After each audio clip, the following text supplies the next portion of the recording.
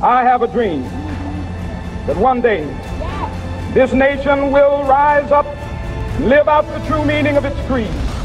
We hold these truths to be self-evident, that all men are created equal. Welcome to the Fidelis Leadership Podcast, a place of learning for those who aspire to leadership excellence. Here's our host, Mike Etor. Frank Cespedes is a highly experienced business executive and sales management expert, and he also serves as a senior lecturer at Harvard Business School. He has run a business, served on boards for both startups and large companies, and consulted to many companies around the world. He is the author of 6 books and many articles in Harvard Business Review, the Wall Street Journal, California Management Review, and other publications. He possesses a wealth of knowledge and experience, and I'm just so pleased that he's agreed to share some of his wisdom with us today. Frank, welcome to the Fidelis Leadership Podcast. Mike, thank you very, very much for inviting me and for that gracious introduction. And in fact, after that introduction, I can hardly wait to hear what I have to say. Thank you very much. Well, I love it. I love self-confidence for sure. And I know you're joking, of course, but hey, your background, I looked you up and did some research. You have an extensive, robust, rich, whatever you want to say, background. I can't do it justice in that 10-second intro that I did for you. So can tell us a little bit more. What more do we need to know about Frank, personally and professionally? Again, I appreciate the comments, but I don't think my background is that exotic. I went to graduate school, got my PhD, started teaching at Harvard Business School, worked my way up the hierarchy, and then with some others, started a business, left, ran that business for 10 years, and we got lucky. When necessary, Mike, I can spin this a different way, but the truth is it was luck. We sold at exactly the right time. School called me up, said, how'd you like to be a professor again? And that's what I've been doing for, I hadn't thought about this, for the last 8 years. But that's essentially my resume. Great. Well, I know that I've already mentioned, and you just alluded to it, that you lecture at Harvard Business School. I know you serve on several boards. Any additional information? Are you involved in anything else at this time? Well, it's really what you've said. I'm fortunate. I've reached a point where I can choose with whom I work. And really, for the last decade or so, it's been increasingly with startup ventures in a variety of businesses. Yes, a number of them are tech, but a footwear company. And I enjoy that because as you get older, you see patterns. Most executives think what's happening has never, ever before happened in the history of the Western world. And that's not true. You've seen this before in other contexts. Yeah, I love it. Well, if I was admiring you from afar, and I definitely have once I looked at your LinkedIn profile and read about you, I've actually listened to a couple podcasts you were on. One thing I don't know if anybody's asked you yet directly was your executive summary. What is your philosophy of leadership? If someone said, Professor, what is your philosophy of leadership? What would you tell them in the classroom? Yeah, I'm not sure that I have a philosophy, but in my view, leadership in almost any context has 2 foundational elements. The first is leaders get things done through others. And that is, and research demonstrates this again and again and again, that is a crucial transition in any career. The transition from individual contributor, where you learn to take care of yourself, you learn how to do the tasks that you're responsible for. The transition from individual contributor to whatever you want to call it, manager, leader, somebody who has to leverage the performance and contribution of collective behaviors. They have to learn to take care of others, not just themselves. And then the second foundational element, leaders in most organizations, certainly in business, and as you know, in the military as well, they're always confronting uncertainties and they have to make decisions under conditions of uncertainty where there are no guarantees. You know, the old saying, predictions are always risky, especially about the future, right? The predictions about the past are easy. That means that what leaders have to do in those conditions, they've got to develop and maintain trust. They have to be worthy of being followed. And that usually, one way or another, comes down to trust precisely because we're making decisions with no guarantees about getting from A to B to C. Yeah, I love that. Well said. And we're going to talk a lot about your book, but I'm compelled to say a one-liner about my book, my main book that I've written as a textbook. You mentioned the word trust. The title is Trust-Based Leadership. Yeah. And so we are absolutely, you can have everything, but if you don't have that, I say mediocre results if you're lucky. Yeah. If you're No, if you're lucky. I think you've got it right, and I think the title is very apt because trust is the basis for leadership. Yeah. Yeah, I agree. Well, I have to ask you the timeless question. I always do this up front with every guest. Leaders, born or made? Well, I think my response to that would be it's like most nature nurture debates. It's a combination of both. It is certainly about having certain skills and traits. Let's call that the nature part. But it's also the fit of those skills and traits with the circumstances, whatever those circumstances happen to be. I mean, what I find striking, at least my reading of history, is how many great leaders, people we now consider great leaders, earlier in their careers were considered failures or mediocrities, right? Ulysses Grant, Churchill. Churchill was kind of a running joke in British politics until 1940, when he Yeah. clearly, Yeah. stepped up, as we now say. Harry Truman, after the Second World War. Steve Jobs in business. We forget that Steve Jobs was, in my view, quite rightly fired as CEO of the company he founded, Apple, in the 80s. But he comes back 15 years later as a different kind of leader and turns Apple into what was for a number of years the most valuable enterprise in the world. So, Yeah. like nature nurture, it's both. You got to have those skills, but the time has to meet you as well.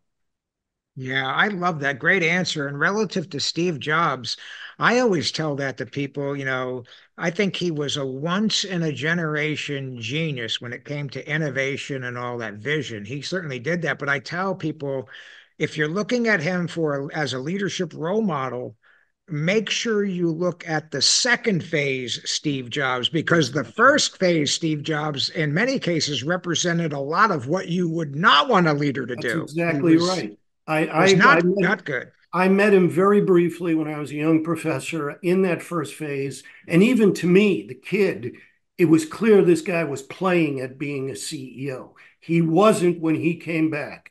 Jobs, Yeah. too, was the real deal. Yeah, no doubt about it. So you take that intellect, leadership ability combined with that incredibly, you can't train type of entrepreneurial vision. Man, the guy, well, that when there's very few people, Frank, I think when they pass away, I mean, their family misses them. It's a loss and all that.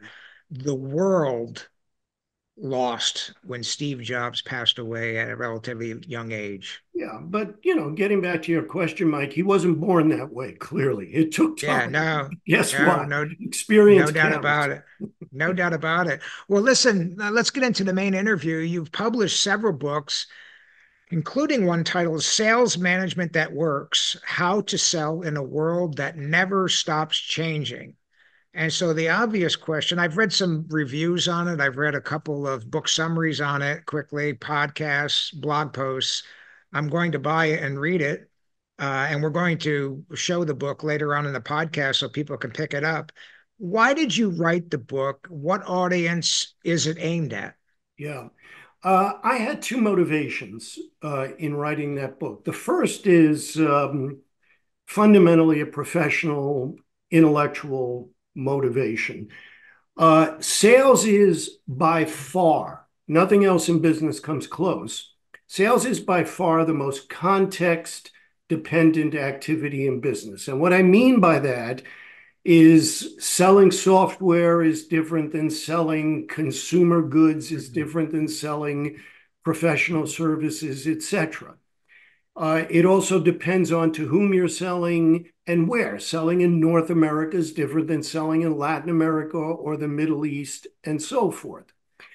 And yet, for some reason, sales is that area of business where people feel most confident making these huge generalizations that are usually unsupported by any data whatsoever beyond what in academia we would call N equals 1.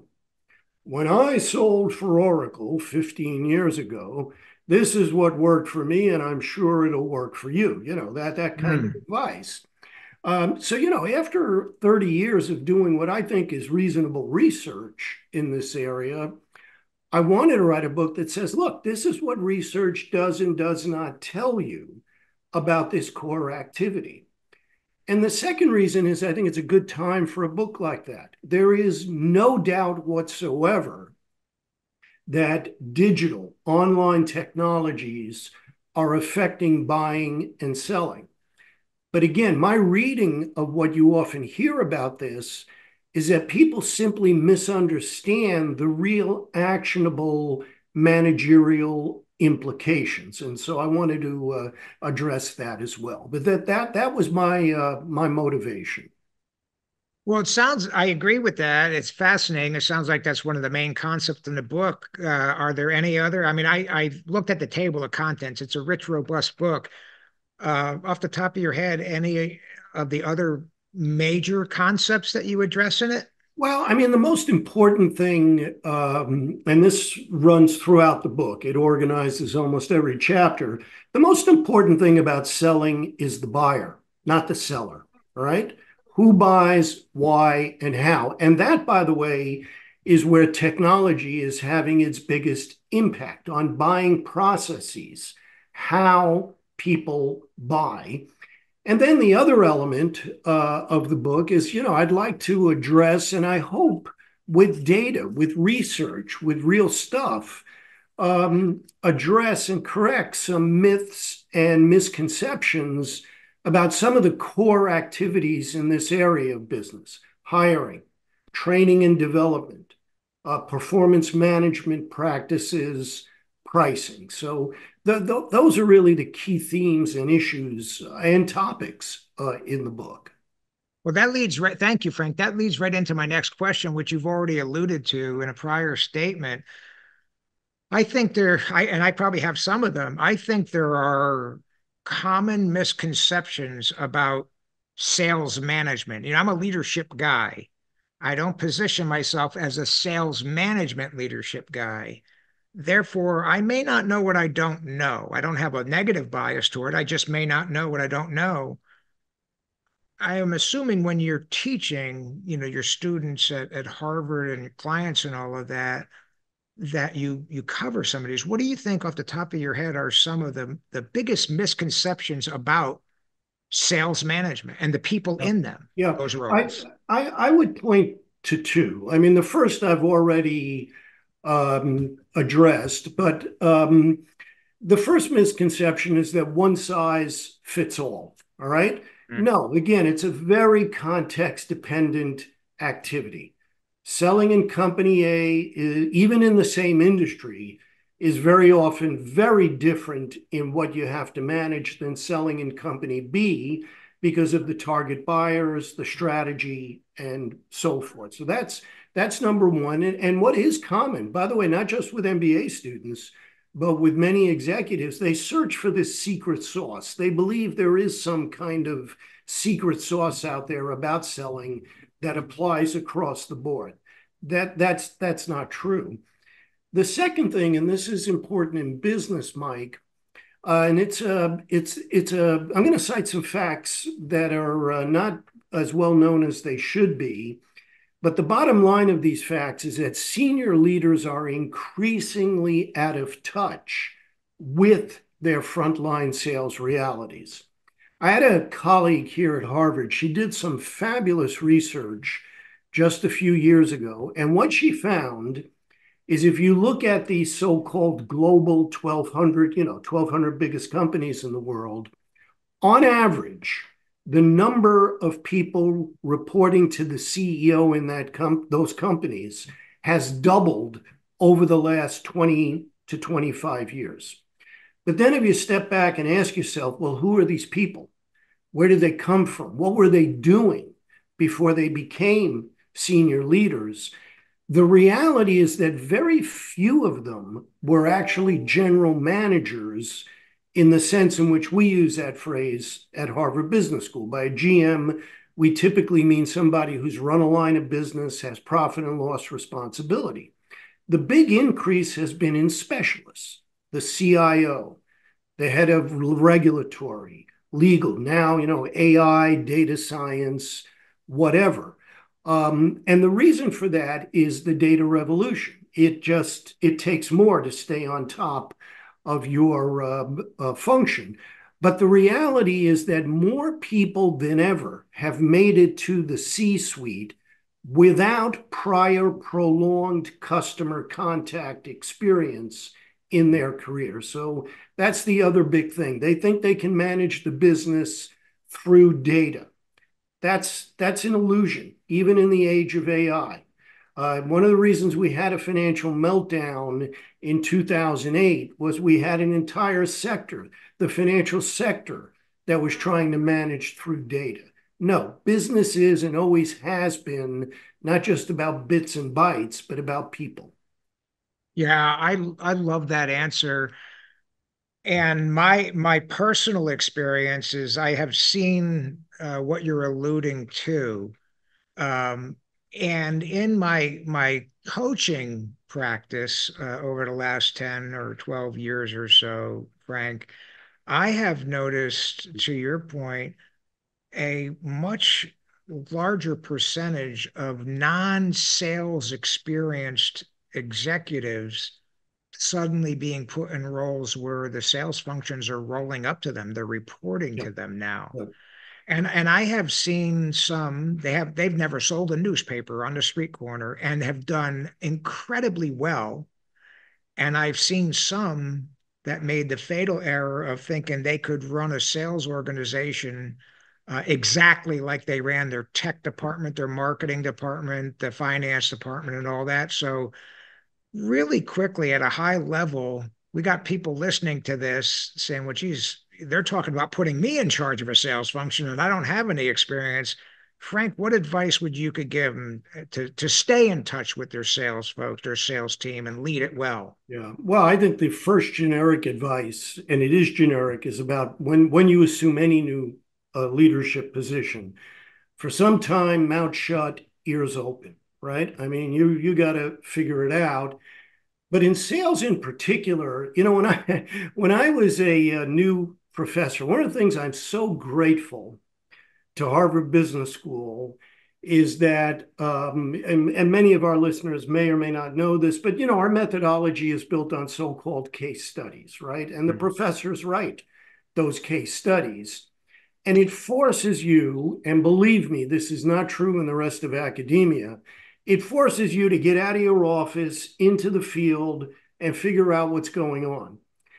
And before I wrote my first case study, a much older professor, a guy who was very wise, gave me a great bit of advice. He said, Frank, here's what you want to do. Even before you talk to any of the senior executives, get permission to travel with one or two of their salespeople for a day or two. Take notes about what you see going on. Then when you get to headquarters and talk to the senior executives, you'll be able to say, I'll bet you have an issue with A or B or C. And they're going to say, oh my, I can see why you teach at Harvard. You're really smart. No, I just did something you haven't done for 5 years. I've been out there. So that's my second bit of advice. It's at the end of the day, there's no substitute for that. Yeah, I love that. One topic that you covered in the book, and I've heard you talk about on other podcasts, is the concept of hiring and deploying the right talent, which, all leaders need to do that.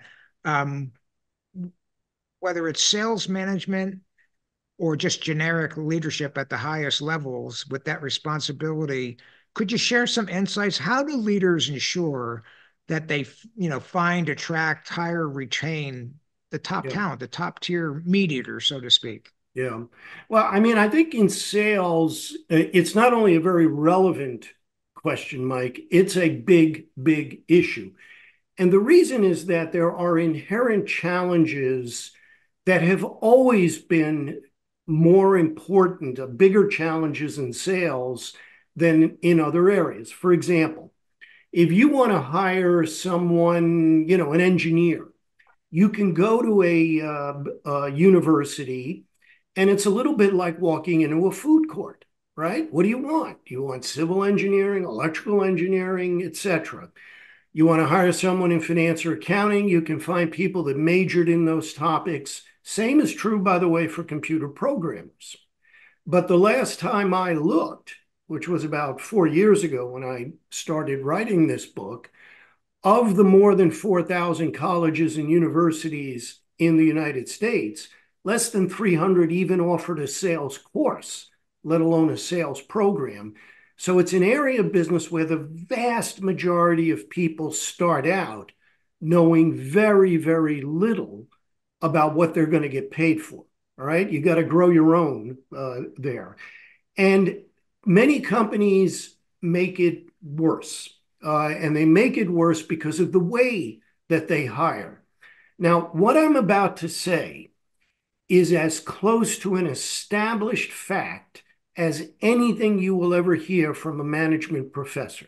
It is supported by over 60 years of consistent research results. And I want to emphasize consistent.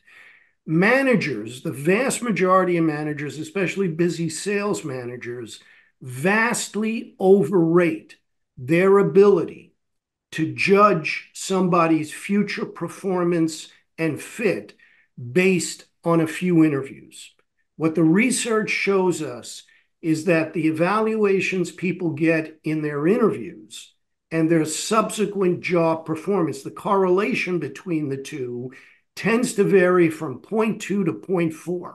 In other words, even in the best of circumstances, it's less than the 0.5 of flipping a coin, all right? And by the way, in sales, it tends to be at the lower end of that. Sales in particular, like most real jobs, is about behavior. It's not about how they smile at the interview. It's not about dress for success or anything like that. It's about behavior, and there are things you can do to focus on that, but still hiring in the area has a vast over-reliance on a few interviews. And, that's why one of the oldest aphorisms in business is when someone complains about, one of their people, remember, you hired your problems. That's what you see Yeah. again and again in this area. Yeah, I'm curious.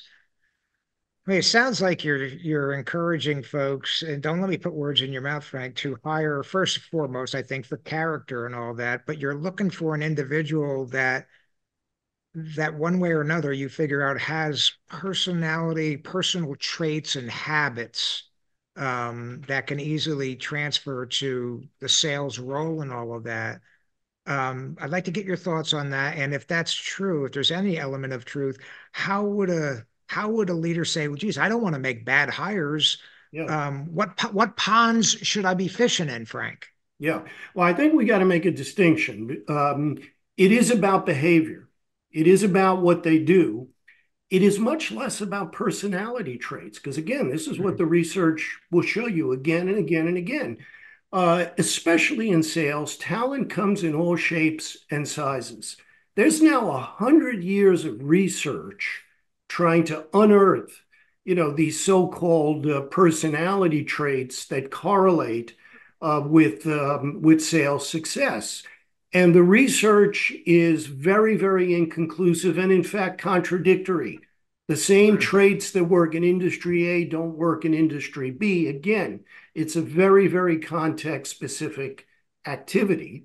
And by the way, what the research also tells us is that what interviewers tend to do in looking for those traits is basically clone themselves. All right. You remind me of me when I was your age. Well, you went to Harvard. So did I. I guess you must have the secret sauce. No, none of that is supported by the research.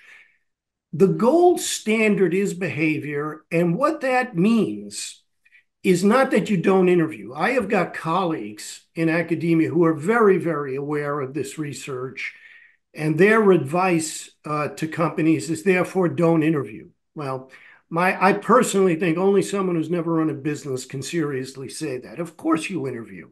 People hire people. People have to work with people, but you've got to complement interviews with other activities. And one of them is internship type hiring scenarios. Now, I notice, especially in the last few years, when I say that to executives, they say, oh, Frank, we can't do that. There's a war for talent out there. Yes, you can do that. And in fact, we know in sales what you're going to do if you hire someone and he or she doesn't cut it 6 months from now, 9 months from now, a year from now. You're going to fire them. Well, in effect, we've got an internship there, but if you're explicit about that, you can craft hiring packages that on the one hand give you an advantage in the labor market, and on the other hand give you the evidence that really counts, not how they smile, but how they actually behave. And that's very important because it has all sorts of knock-on effects. It is tough to train and develop someone who is a bad fit for the job in the first place. If you improve hiring, you improve training, you improve selling cycles, you improve time to cash. Lots of knock-on effects. Yeah, I love that. What is your advice, again, for the people that are out there fishing for these ponds? Are there do any of these personality and workplace habits tests that are out there, are any of them helpful in the Yeah. selection process? Let me first talk about what's not helpful, because this is the vast majority of use of those assessments. Most of the assessments that are used for hiring were never designed for hiring in the first place. Myers-Briggs is, the classic example. So you're basically trying to put the square peg in the round hole. That's not easy to do. And secondly, notice what happens in most organizations with these assessments. The person using the assessment, in my experience, is very, very rarely trained in interpreting the results. So we're right back to sort of my gut instinct in the interview. Now, having said that, there are assessments that have been developed and that are being developed, some of them using some of the machine learning technologies that we hear so much about, that are designed for hiring purposes and do have some data behind them.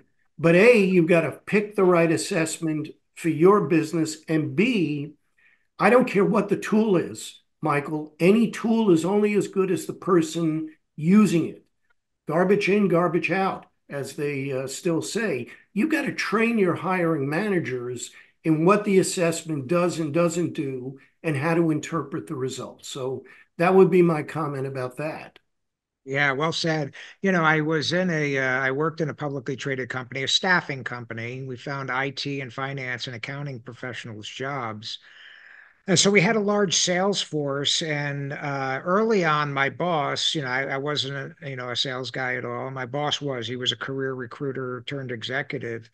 And he said, Mike, do you have any idea what the average attrition is across all industries for salespeople we hire? I'm like, no, I don't know. He said, I say it's like 60 to 70% are gone after 18 months. And I'm like, has it been that way for a long time? He said, well, I'm 55, my whole career, that's, it's pretty much been the same. So for the benefit of the people that don't know that stat, first of all, is that still an accurate stat? And if not, what is it? And do people just throw their arms up and say, well, we're going to hire 10 people and we know 6 of them or 7 of them aren't going to work? That just seems kind of fatalistic to me. Yeah. Well, first of all, it varies obviously, by industry and by what you mean by sales. I mean, if you look at certain retail industries, it's annual turnover at the point of sale is sometimes in excess of 100%. Yeah. But if you Yeah. look at it in the aggregate, all right, and these parameters, Mike, have been fairly consistent throughout my career, and I'm now older than 55, so that's a ways. But in the aggregate, sales turnover in the U.S. tends to vary from 20 to 30+% annually. It's higher when economic conditions are strong and talent has more options. And, Yeah. it's lower when economic conditions are weak. You stick with the job you have. But 20 to 30%. Now, notice the implication there. What that means is for most companies, they have to hire, train, socialize, coach the equivalent of their entire sales force every 3 to 5 years. That's a big deal. And if you look at the amount of money spent on that, it's often bigger than any single capital expenditure project in the company, but it's treated less rigorously. I always remember what an executive said to me years and years ago. He said, Frank, you watch. You're going to find that many companies pay more attention to maintaining their machinery than their people. And that's exactly right. So again, it varies, but that's where it is in the aggregate. There are certain businesses where I do think the process you outlined is more or less the de facto process. Let's, hire a bunch of beans, put them through, see what sticks. Those are businesses where the incremental costs of finding and developing are very, very low. Some point of sale businesses are like that, but that's decreasingly the case. Sales is increasingly a data-intensive activity. Companies, out of necessity, not out of the goodness of their hearts, make big investments there. So the issue of hiring and retention is a bigger one, and companies tend to be quite serious about that. But again, the single most important thing you can do is what you do on the hiring part. And there's still huge room for improvement. Yeah. I thank you for that. I wanted to ask you, I'm curious. So you were a professor early on teaching, and then you went and did your own business for 12 or so years. Then you came back, and then you did research for this book. I'm curious if your research for your book caused any changes in how you approach or what you teach your students. Were there any revelations, large or small, after the research process? Yeah. I mean, I think in general, I have become more skeptical about practices in businesses that are justified as, quote, best practices or industry standard or benchmarks. And the reason, I think, is that what this research made me aware of is that there is no such thing in business as performance in the abstract. That's a Platonic ideal that does not exist. There's only performance in our market, in our organization, with our products, executing our strategy.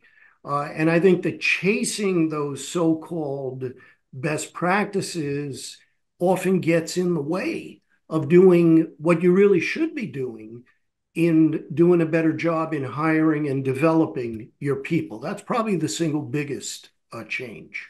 Yeah, yeah, profound. Well, you've got so much experience, Frank. You've worked with, trained, developed, taught, observed so many leaders. I'm wondering, let's talk the very best now, the top 10% of the very best you've ever seen, observed, read about, whatever. Have you noticed any traits and habits that are common to the majority of the very best Yeah. leaders? Someone asked me a similar question last year, Mike, and it got me thinking and actually went back. And it turns out, I don't know what our viewers can see here, but, once upon a time, I, I looked like Jimi Hendrix. Now look at me. But I realized that over the thousands of students I've had over the years, a number of them went on to become CEOs. Let's use that as a surrogate for leadership. CEOs of big organizations of all types. It's now a fairly high double-digit number. But when I reflect back on who were they as students, um, I don't see a single common trait. What I can tell you in the aggregate is that it wasn't about sheer IQ. That I can say with justification. At Harvard Business School, and people don't understand this, but we grade on a force curve. Every course gets graded on a force curve, and the top 15% are what we call Baker scholars. Those CEOs, as I go back and look at them, were rarely the Baker scholars. They weren't at the bottom of the curve, but they tended to be in the middle. But obviously, they possess traits and skills and temperaments that went beyond sheer intellectual virtuosity. One reason is that business may be less than 50% about IQ. You get things done through people. That's the essence of leadership. And those men and women, had the mojo there in a way that some of their smarter classmates perhaps did not. What I do think is true for most leaders, they can make decisions. Most people don't like making decisions, and this is true at every level of the organizational hierarchy. But there are people that can make decisions in conditions of uncertainty, and they have egos, but they're not narcissists. There's a difference. They have egos, but they're not self-regarding. They're genuinely curious about other people, about other things, and it communicates. Once we get beyond that, I'm not sure I have that much wisdom to impart. Yeah, well, thank you for that. I want to pick up on the last comment you made. One of the best compliments I've ever received in my entire life was from my CEO when I was working at Kforce, probably about 8 or 9 years into my 15-year tenure there. And I learned from the military, a lot of people don't know about the military. We are voracious, military professionals are voracious readers of history, uh, technology, or whatever. It's kind of like being a doctor in the sense that if a doctor graduates med school and never cracks a book or learns new procedures, he's pretty much dated 5 years out.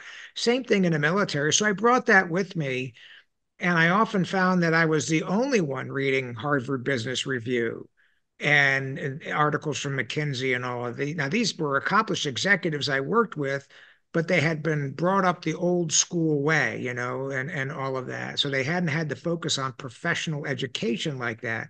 And he told me, Mike, more so than any executive, including myself, no one matches your level of professional curiosity. And I'm like, wow, well, thank you for that. What do you mean? And he said, you're always talking. Hey, did you see the article in the Wall Street Journal today? Yeah. Did you see what they said on CNBC today? I think that's going to affect our industry and all of that. He said, you're always observant. You're always doing this. And so, enough patting myself on the back. I'd like you to just say a little bit more about how valuable a trait that is, that professional curiosity is to becoming a better leader, a better professional? And are there any methods or techniques that you did? I'm sure you were there. I mean, what do you tell your students about being professionally curious and how to remain so? Again, I let me start, because I've had now experience in academia, 10 years out.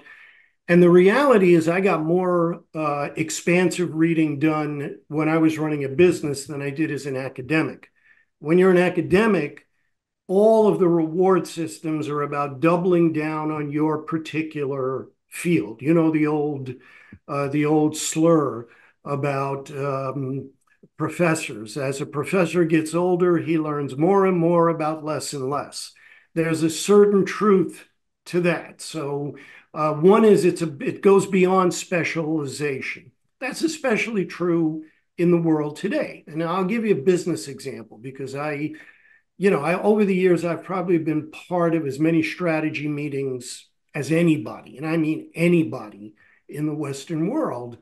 And what I have found over the years, and I tell executives this, most strategy meetings, executives spend way too much time talking about their competitors and nowhere near enough time talking about their customers, what's changing out there, what's happening with buying. Companies rarely get blindsided by competitors, very rarely, but they get blindsided all the time by what in strategy courses we call substitutes.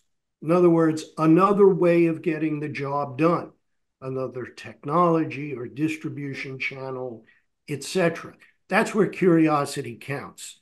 What else is going on that can affect the market and sources of today's revenue?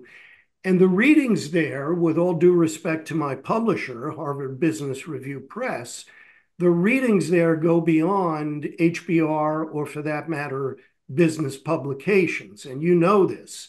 History counts. Good novels count. All of those things count. But at the end of the day, you have to have the curiosity and the discipline to learn about that. We talked earlier about Steve Jobs.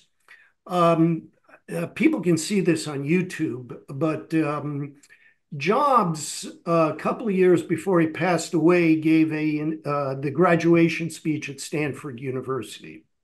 Now, most graduation speeches, Mike, as you know, I mean, they're the best antidote to insomnia there is.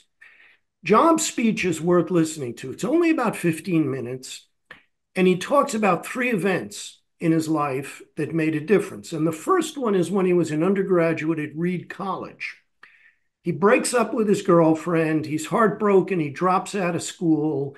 Essentially, for a few weeks, he's living on a friend's couch. And more or less to keep himself occupied, he took a course at the local school in, I think it was Chinese or Japanese calligraphy, all right? Just to do it. What the heck? What he points out is that a couple of years later, when they were designing the interface for the first Macintosh, it turns out that course in calligraphy was extraordinarily useful. And his point to the students, I think, is a good one. You never know. You never know what's going to be useful. That's the curiosity. Yeah, I love that. I just wrote down, I don't know if you saw me writing. I had not seen that speech. I'll look at it for sure. Always interested in that. And relative to the professional curiosity, I wonder what your advice would be. I say that everybody out there right now better be professionally curious about artificial intelligence, among other new technologies. What's your thoughts on this? How can somebody stay abreast of it? And obviously, the trick is, what is it and what can it do for your business contextually? What can it do for the shoe business, for the professional services industry, and things like that? Any thoughts on this? Well, I mean, first, you mentioned this. What is it? I mean, business loves buzzwords, right? Artificial intelligence, digital transformation. And, you can drive a truck through those phrases. They mean lots and lots of different things, and different people use the same phrase very differently, and very often the same person uses it differently in the same sentence. Yeah. So, let's define our terms. Essentially, with AI, we're talking about these machine learning algorithms. From what I've seen, first, we're in the very, very early stages of this. And this is like, the top of the second inning, and, there's still 7 more innings to play. But secondly, what I do think is important, if you're going to try to harness some of this for organizations. I'm on the board of a company. We do sell artificial intelligence tools to help in sales, to help with lead generation, lead qualification, and they make a difference. I think it's an overstatement to say they're fabulous prediction tools, but trust me, they clarify the parameters, and they're usually better than the folk wisdom that the companies are using. But at the end of the day, by far, the most time and money is not spent on the AI tool. It is spent on cleaning up the data that will power the AI tool in that organization. Because again, garbage in, garbage out. And that's going to be a bigger and bigger issue as these tools get even better and better and better. Yeah, well said. Well, our time is running short here, Frank, but I can't let you out of here without asking you the fantasy question I ask everybody on the podcast. If you were able to bring back one leader from the past and spend a day with that person, what would you choose and why? Wow, just one. If you ask me tomorrow, it might be somebody else. But today, I guess I'd say Benjamin Franklin. And by the way, to the best of my knowledge, my history is not perfect. I don't think Ben Franklin was ever elected to an office. But he's obviously one of the greatest and most influential leaders in American history. But I'd want to spend a day with Franklin when he's an old man at the Constitutional Convention in Philadelphia. Yeah. I'd like to sit next to him during the convention and every so often say, Ben, what do you think? What's happening? I'm always intrigued by his allegedly his comment after the convention. We've given you a republic if you can hold it. Tell me more, Benjamin. That would probably be the day. And if you can arrange it, Tori, sign me up. I can. I'll try my best. I would say don't hold your breath, but man, what a Renaissance man he was, multi-talented as you were. And to your point, non-elected, but talk about a sphere of influence that was just so wide and deep and pervasive. That's a great choice. We've had a few other people choose him, and I'm a fan. I'm a fan of Big Ben. So, Frank, I know some people are going to want to find you, find your book, maybe contact you. How do we do all three? Let me cite the usual suspects. LinkedIn, I know I have a LinkedIn page. You were kind enough to mention the book. You can find that on Amazon or the publisher, Harvard Business Review Press. I do have a website, frankcespedes.com, but I have to confess, Mike, I have not been to my website in over a year. I really have forgotten what the heck is there. But I know there are articles and other things there. So those are the typical ways, I guess, is what I'm saying. I love it. I love it. Well, thank you so much for your time. It's a great episode. The audience is going to appreciate it. And I've been taking notes. I don't know if you've seen it, but I got a little crib sheet here of your notes and all of that. Thanks again for your investment in time, Frank, and sharing your wisdom. And selfishly, I would ask that you consider coming back and doing another episode at some point. I'd be happy to. And Mike, thank you very much for the opportunity. I appreciate it. Well, thank you. Be well, Frank. Thank you so much. We hope you've enjoyed this podcast. Please subscribe, rate, review, and recommend to your friends. Please visit our website at fidelisleadership.com and sign up for our leadership newsletter. Until next time, remember the words of the ancient Greek philosopher Pericles. What you leave behind is not what is engraved in stone monuments, but is woven in the lives of others.